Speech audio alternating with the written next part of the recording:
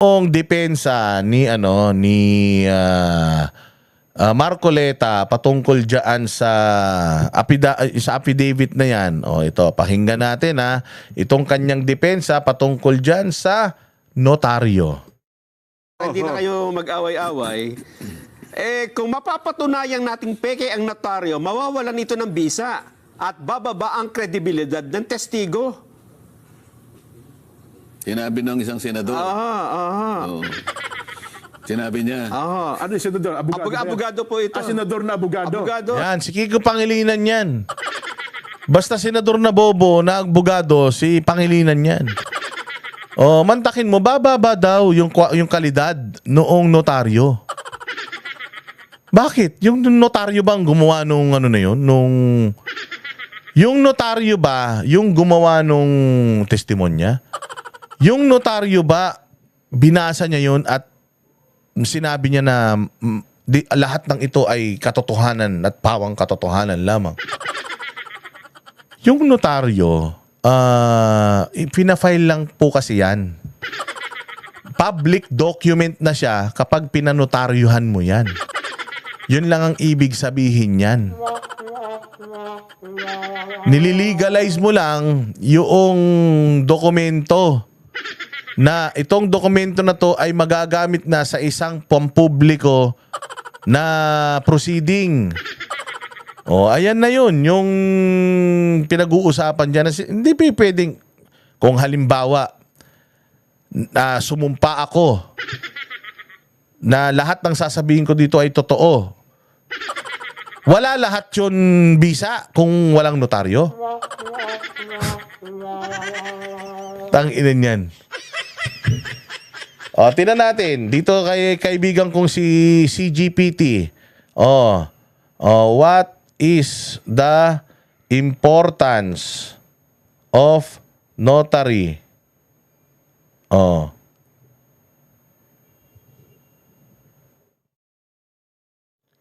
It prevents fraud, ensures voluntary action, confirms capacity and understanding, creates public record. Yan yung sinasabi ko, magiging na siyang public record. Legal requirements, adds credibility and trust. Adds. Ibig sabihin, credible na to, magiging mas credible pa. Oo. Again yun lang yun. Yung limitasyon ng notary public. Ang ginagawa kasi nitong mga pumoprotekta kay Romualdez at kay Zaldico, dinidiscredit nila yung tao na walang saysay yan kasi peke yung notaryo ay nasumumpa yan under oath. Ikaw ba ay nagsasabi ng totoo at lahat ng sasabihin mo rito perjury is a crime, etc. etc. Di ba? Sumumpa ka, yun ang pinakamatinding notaryo. Yung pagsusumpa mo sa harap ng mga mambabatas. Sige po. Oo. So, paano po yun, Sen? Baka siyang bumaba ang kalidad.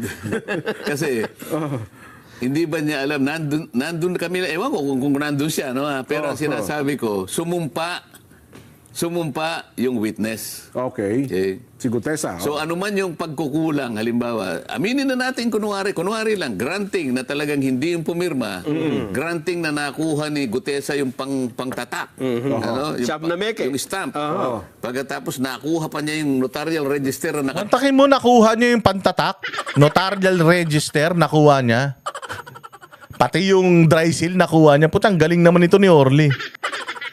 Pati yung mga numero. Makapal na libro, journal yun eh. So dito pa lang sinasabi ni dito pa lang sinasabi ni ni Marcoleta na yung abogadong nagsasabi na peke, delikado ka. Kasi yan yung mga kasunod na tanong, paano siya nagkaroon ng dry seal? Ano siya, pumasok siya sa bahay mo, napili niya yung notary public mo na looban, kunin yung mga dry seal mo, pangtatak mo, yung pirma nyo. Di ba yun yung mga susunod na tanong paano nangyari yun, ma'am? May CCTV footage ka ba? Meron ka bang CCTV footage doon sa notary public mo na nagpunta siya? Patingin nga nung Nireview ko yung CCTV. Sa date na to, walang ganyang taong nagpunta. Hindi ba? Wala siyang ganun eh. Basta dininay lang niya eh. Na hindi ako ang nagnotaryo niyan. Kung hindi ikaw, sekretarya mo. Mas lalo kang mayayari doon. Bawal na bawal yun na hindi abogado magnotaryo. Gagamitin yung lisensya mo. Dapat madisbar ka. Di ba? Dapat ganun yun. O sinasabi niyo po na hindi totoo yung notaryo niya. Paano siya nakakuha ng mga ganung tatak-tatak? Parehas po ba siya doon sa tatak ng mga ninonotaryohan nyo? Oo, pareho. O paano siya nakakuha nun? O meron po ba kayong CCTV? Siguro may CCTV naman kayo. Yung araw po ba na yan? Meron bang Meron bang... kasi may oras eh.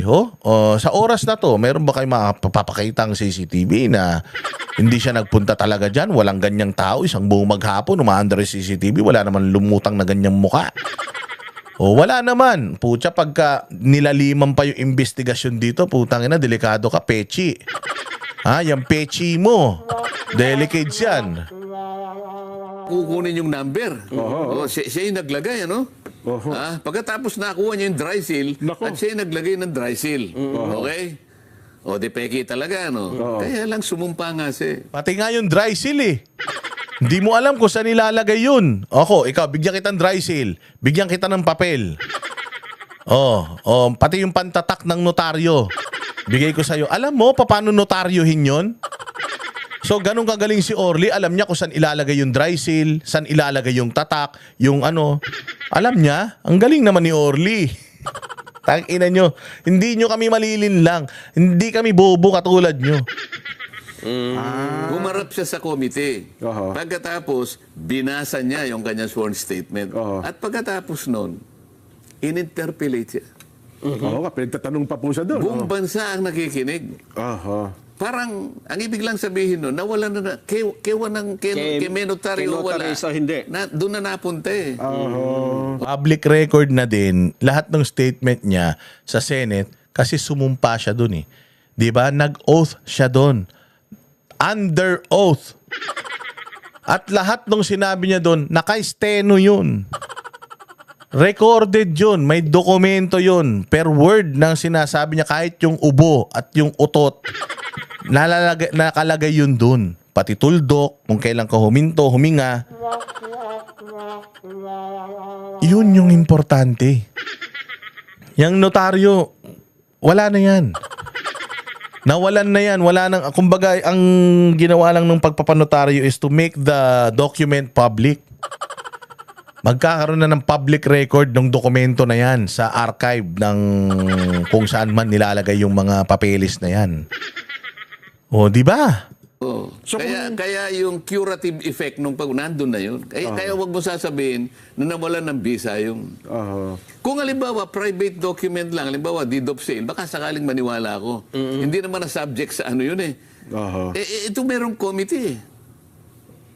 Ayun. Di ba? So kung pumunta doon, halimbawa, natapos po siya ng sa kanya pinanotaryo, wala rin diferensya yun, Sen. Ano na, natapos siya. Walang notaryo. Sinabi nyo, pwede ba yung statement mo, ipanotaryo nyo after nung siya humarap sa pagdinig? Oo, kung kakailanganin pa. At para lamang lahat ng nagdududa masatisfy kahit hindi na kailangan.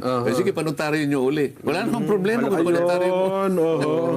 O, di ba? Ganyan kagaling si Marcoleta. Simpleng-simple eh, para maintindihan yung lahat.